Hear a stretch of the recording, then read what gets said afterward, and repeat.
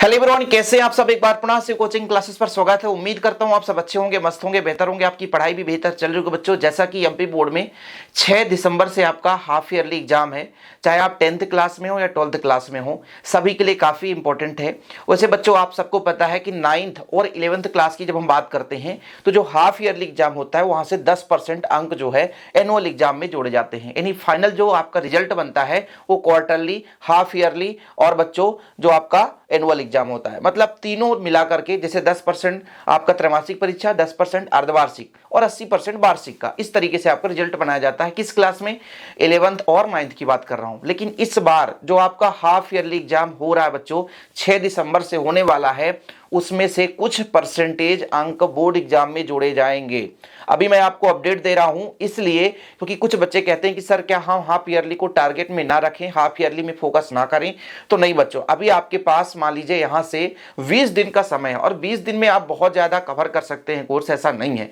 आपके पास मान लीजिए जो भी सिलेबस है, एक आध चैप्टर हो सकता है ना हो, बाकी तो लगभग आपका कंप्लीट हो जाएगा। इसलिए अभी से मेहनत शुरू कर दो और हाफ ईयरली में ऐसा आप समझो कि हम मतलब एनुअल एग्जाम की तैयारी कर रहे हैं, उस स्तर से तैयारी करके एग्जाम दो। क्योंकि बच्चों, यदि हाफ ईयरली का 10% भी जोड़ लिया गया, 5% भी जोड़ लिया गया, तो आपके फाइनल जो रिजल्ट में है वो बहुत ज्यादा मार्जिन करेगा। इसलिए क्योंकि हाफ ईयरली में यदि आप फोकस नहीं करोगे तो 45-40%, तो फिर दिक्कत हो जाता है ना। यदि 45 की जगह आपका वहीं पे 80-85% आ रहा है हाफ ईयरली में, तो समझिए 5% का मतलब क्या होता है। सीधा आपका मान लीजिए 2%, यदि 40% है तो सीधा, यदि 80% में इससे 40% है तो 2% का डिफरेंस हो जाएगा। क्योंकि 80% आया, इसका मतलब 4% आपका जुड़ जाएगा, और यदि 80 से 40 आ गया तो मतलब 2% जुड़ेगा। तो इस तरीके से बच्चों आप लोगों को फोकस करना है। क्योंकि एमपी बोर्ड के जितने भी बच्चे हैं जो हमारे चैनल से जुड़े हुए हैं, हमारे चैनल से पढ़ाई कर रहे हैं, जो नोट्स प्रोवाइड कर रहे हैं, हम लोग उसका तैयारी कर रहे हैं, जो हमेशा डिपेंड है केवल शिव कोचिंग क्लासेस पर,